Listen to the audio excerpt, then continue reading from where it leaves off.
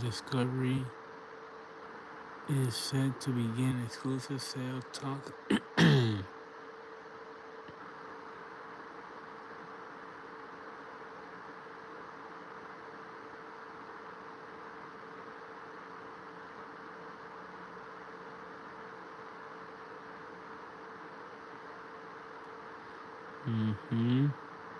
Let's wait for tomorrow.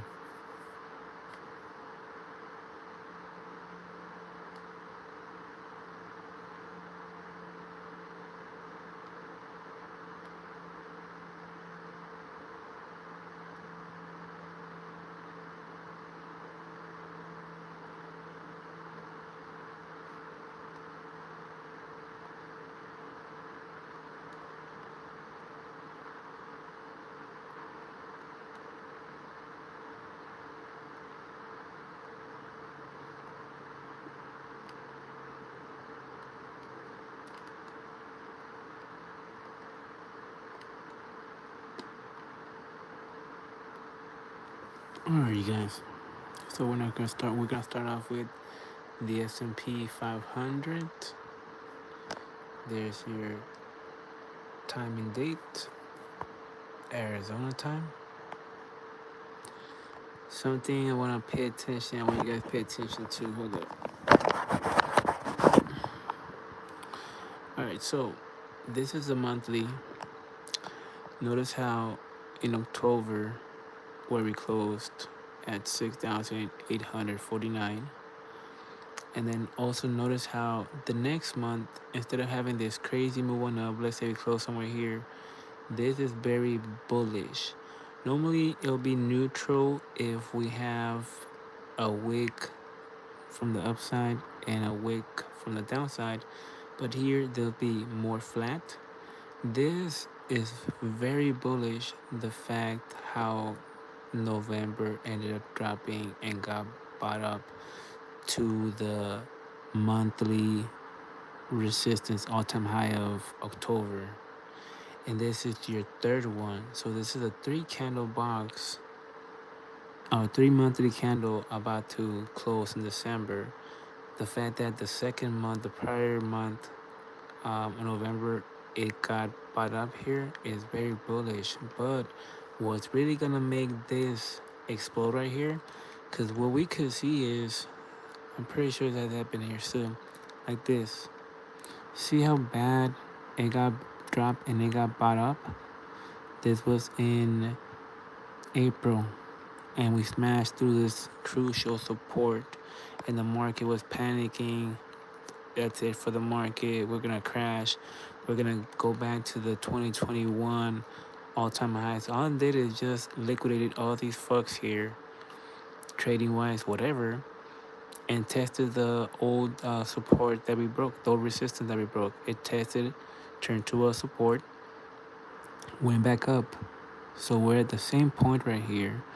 And tomorrow we could see some move. Not tomorrow, but with tomorrow's confirmation, it's gonna give it that tip. It's gonna give it that little push to start the rally move. And we will most likely see it hit 70,000 close, either 6,927. Let me put my indicators real quick. Yeah, 6,920. That makes sense. 6,926 or so.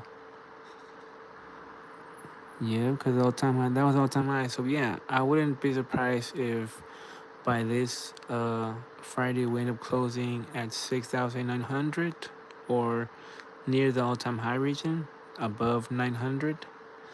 And then with Powell's bullshit, or before Powell, we could be hitting even 7,000 by, let's say,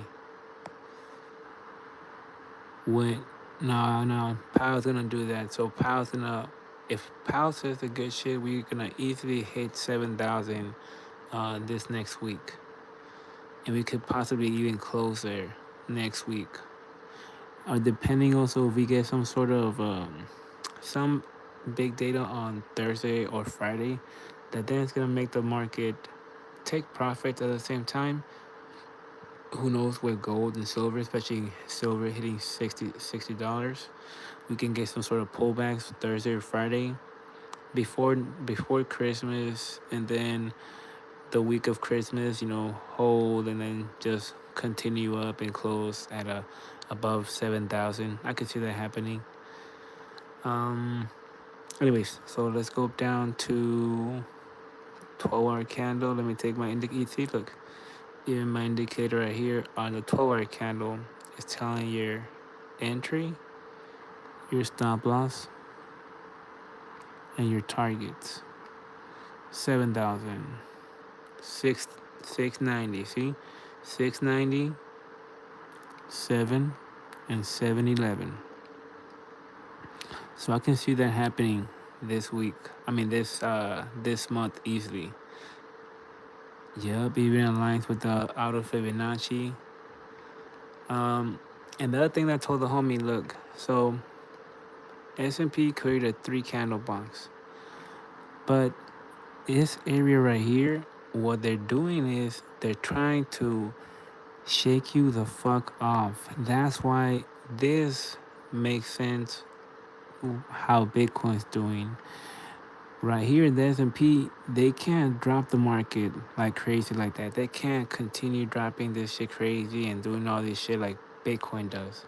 So they can only do a certain time for a certain long time amount of time, because certain data comes out and they gotta time it perfectly or whatever. So what they'll do is right here, a bunch of day traders, investors were doing options calls, because when you go to the forward candle, here's Wednesday, here's Thursday, and notice how. So first of all, we had a 3 candle box here. It wasn't as beautiful, but it was right there. First one gave you a resistance, second one gave you a support, and then the third one you just waited for the end of the day how it reacted in this area right here in particular. So let me show you real quick.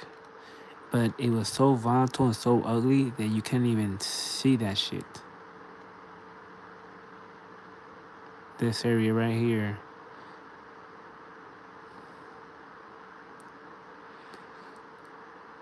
So you go in Wednesday, create the resistance. Thursday gave you your bottom.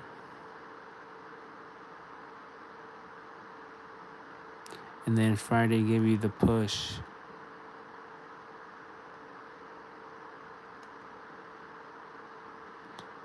$26. Yeah. 26. Thursday and then Friday. But it was so hard, so volatile, so ugly that you couldn't even see it. But if you go to the daily, you would have been, oh shit, there's a 3 candle box. Just pay attention to the third one. You go to your 1 hour time frame and you would have caught it right here.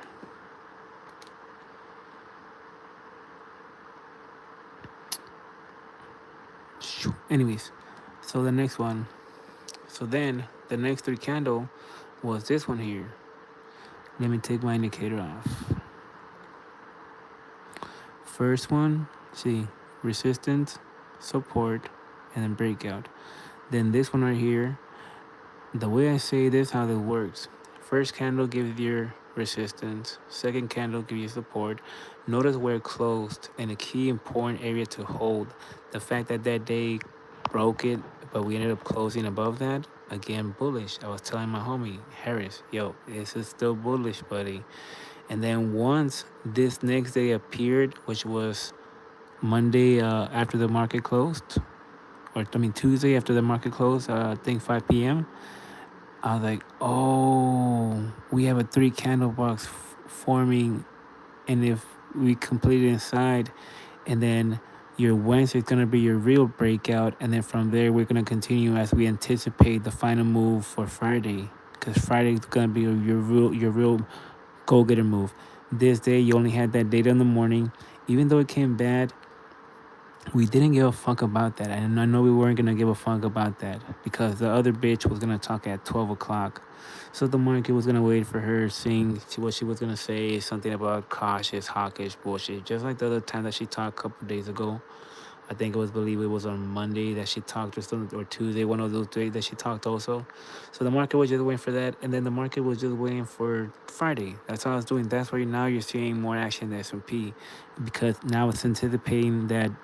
Also, it's not just fucking regular data. It's mixed fucking data. Mixed data from October and September, I believe. Let me show you real quick, Mr. ChatGPT. ChatGPT broke it down like a motherfucker. So let me see. Market.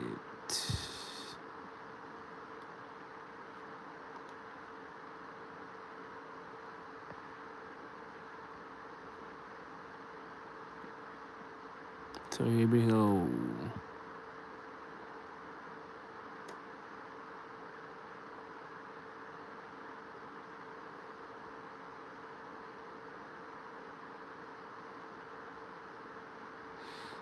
Here's what we have on Friday, and they're all gonna hit, mostly all of them, and they're delayed. They're September's. They're gonna be at 6:30, an hour before the market opens. So we will see how hedge funds react to this data, because we will see, especially once we get closer to 7, we will see a move, a big fucking move, and by then we will get stuck because it most likely gonna shoot on up if it does, and that's where day traders gonna get stuck. Should I go for a sell? Should I go for a blah blah blah blah? Or it's gonna be very volatile. But either regardless, I'm gonna be live watching this shit. This time I will be fucking live watching this shit, because trust me, you guys wanna hop on when I break down the market when it's live. Um, so this is the Fed's favorite inflation gauge. Uh, the good news is lower than expected inflation falling strengthens case for rate cuts.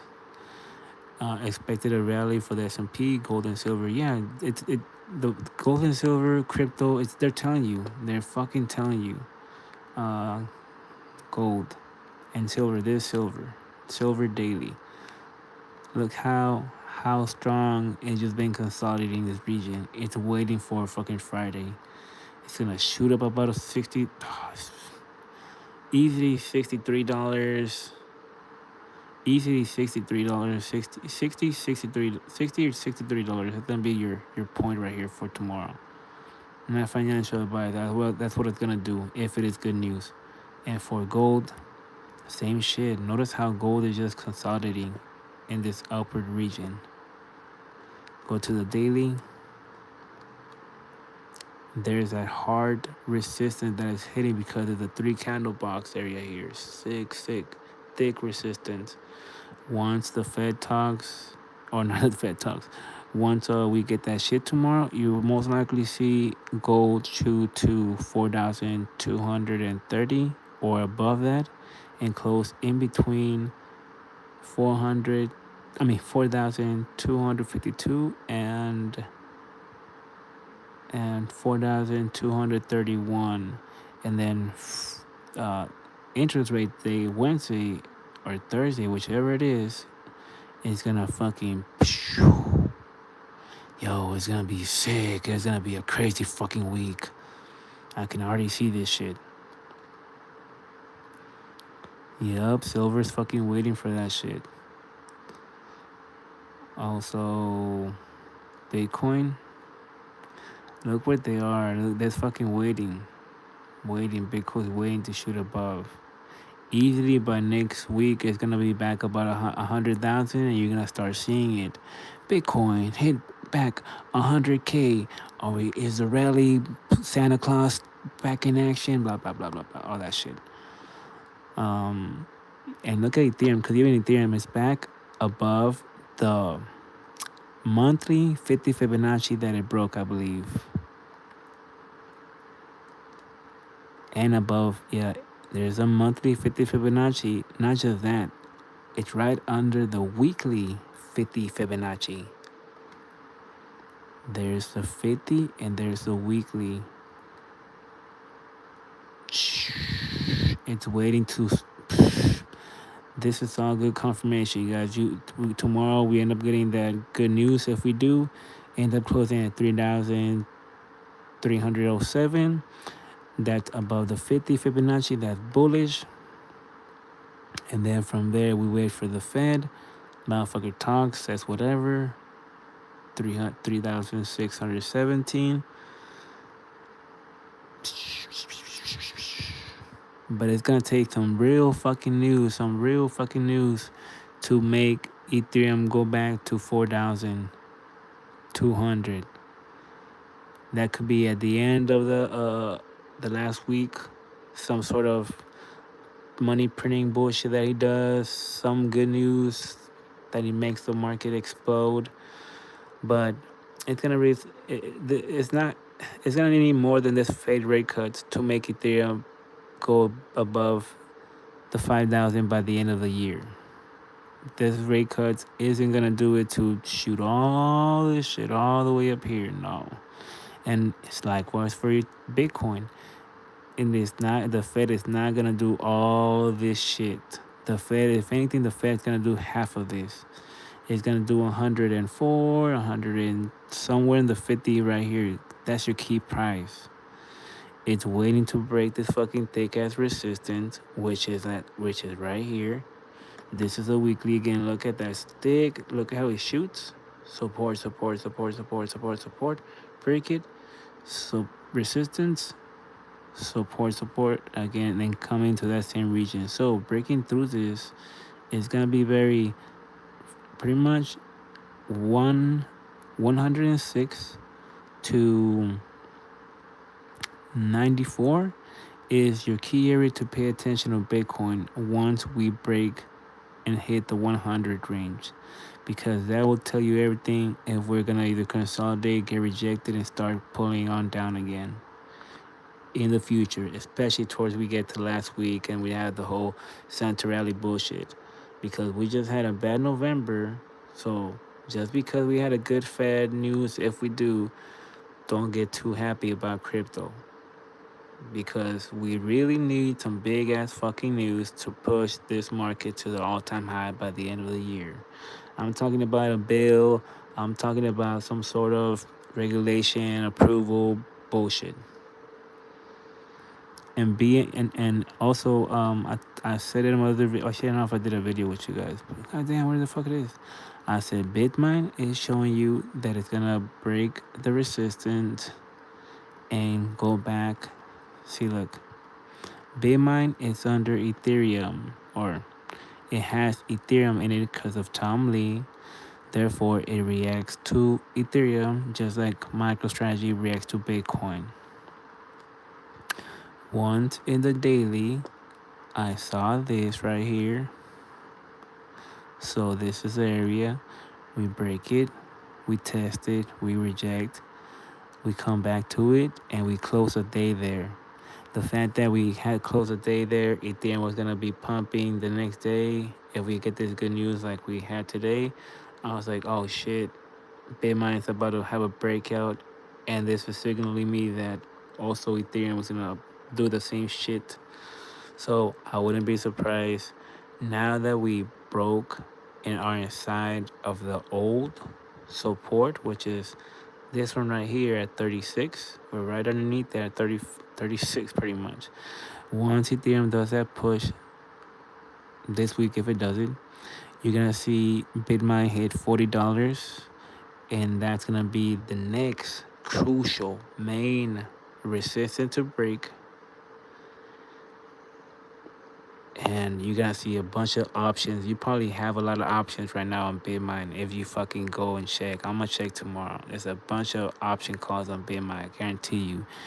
You're stupid if you don't, because my ass does have fucking, I think, one or two option calls stretched out for Bitmine. If Ethereum is set to close high and all this fucking bullshit, it's a no-brainer that Bitmine is gonna fucking going up, and it's easy fucking money. Instead of being all volatile with Ethereum, you can just long Bitmine at its lowest fucking point. Thank me later. Not financial advice. But that's all. This time, yeah, this time the S&P is gonna go up this time.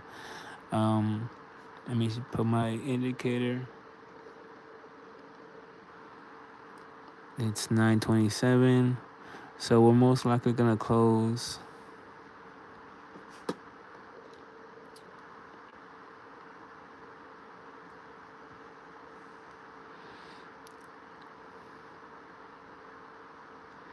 We're gonna we're gonna stay somewhere in this region. We're not gonna really keep pushing it up like crazy, but we will maintain this bullishness pressure.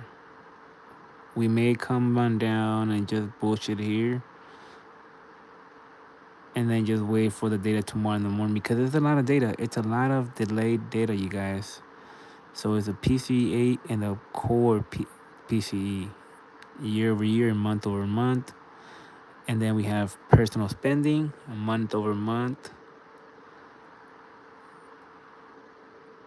We got, well, that was, and then later on Friday, we got 8 o'clock consumer sentiment and then consumer credit at 1 p.m., 1 hour before the market closes. If we have bad credit bullshit, that's also going to support the rate cuts. So, let me see, look, watch. This on date on Friday is coming out.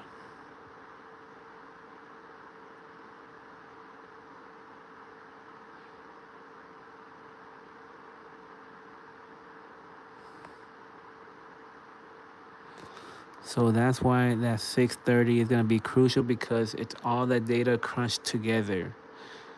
And the beautiful thing is that I like about this is that you get to see how the market reacts to it. Therefore, you can then see how the market is gonna react when the market opens. Anyways, too much fucking talking. I'll be up tomorrow at 6 o'clock. Hopping on here probably 15 to 10 minutes before the data comes out. And who knows how long I'm gonna stay in. I have a lot of fucking option calls on this bitch till the end of the year, so that's a good thing.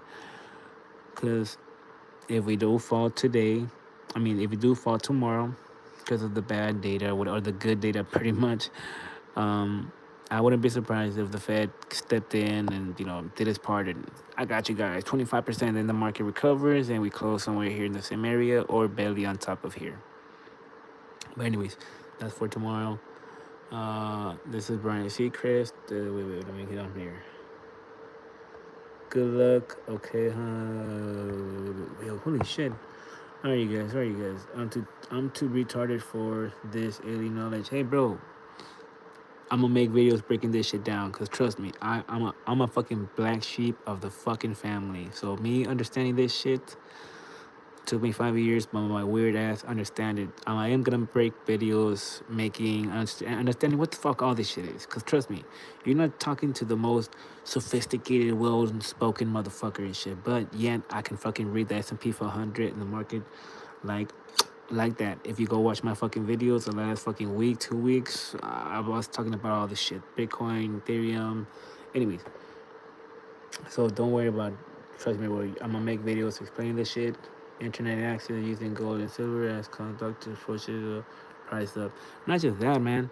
The fact that the dollar is fucking falling like crazy. The fact that you have government pretty much pushing everything to crypto, tokenizing everything. These motherfuckers know what the fuck they're doing. They're not pushing the dollar just on purpose. You have a whole world crisis going on too, so that makes the dollar even fucking weaker as fuck. So people are buying to silver for silver and gold just like they have, but this time the dollar. This could be it for the dollar. They're gonna form some sort of crisis where they're gonna push you into fucking buying digital bullshit so they can control the shit out of us even more. I'm just being fucking real. That's what this is going.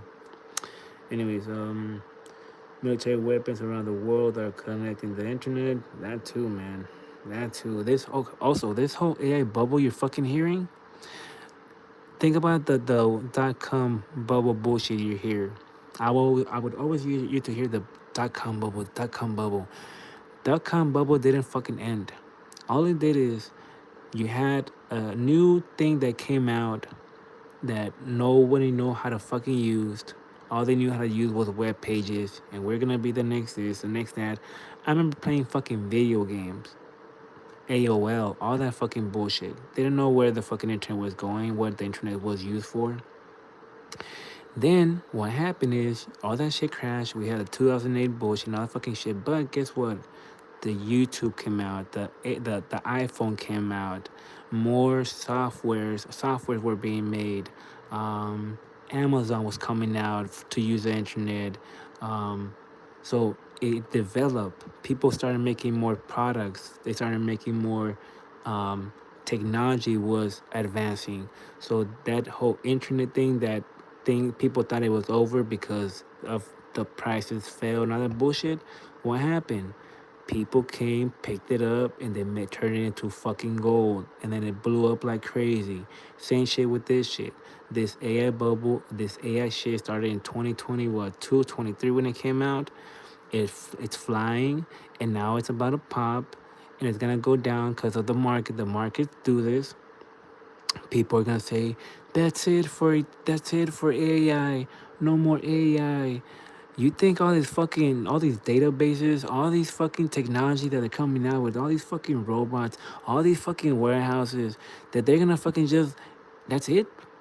Just like the dot-com bubble? You think that was it? You don't think somebody's gonna pick up that fucking scrape, that AI bubble bullshit, and turn it into fucking gold again, and then the market's gonna fucking rally on none? That's what's gonna happen with this shit. That's what is scaring you about the whole AI's over, you guys. Sell your stocks. That's it for that. That's it for AI, you guys. We're gonna demolish all the warehouses. We're gonna demolish everything because, hey, that's it. No, this is how they fucking fear you on selling all your fucking shit. And just like they're doing the same shit with crypto. They look at crypto. You don't think these fucking dummies think that's it? The ones that listen to their fucking AI influencers and their fucking YouTube influencers and their meme influencers. This is another tactic for them to sell, so you can sell all your fucking tokens, all your Ethereum, all your Bitcoin, all your XRP. Anyways, all right. Talking to myself. Well done, appreciate it, man. Can I get a shout out? Hey, thank you, Madness Short 01. Appreciate it, man. What's going on? Good luck, appreciate it, man. 10 years futures trader here. You're going to lose a lot of money and time. You're already doing it wrong because you cannot predict the market. The only way to trade is retail the script. Stop reading all that bullshit. Bro, I don't read bullshit. Trust me, you haven't. Before you speak, hop on my videos. Um, Watch, you'll see more of me, buddy. I'm not your typical. Um, I'm not your typical guy. So yeah, but thanks anyways. 10-year veteran. But yeah, you guys take care. Have a good day. Brian Seacrest signing the fuck out.